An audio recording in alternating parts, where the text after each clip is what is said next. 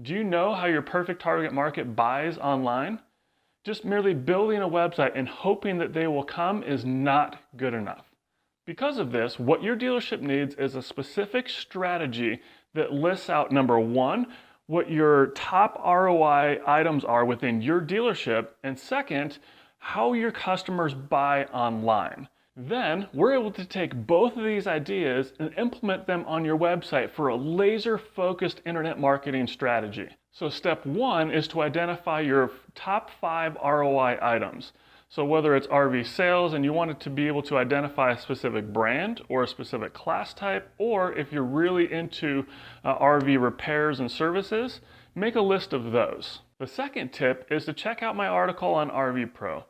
On that article, I go into step-by-step tips on how buyers buy online to give you ideas on how to update your website and your internet marketing strategy for maximum return on investment. After that, if you have any questions, feel free to reach out. My name is Jason Noel with InFuel. We'll talk to you soon.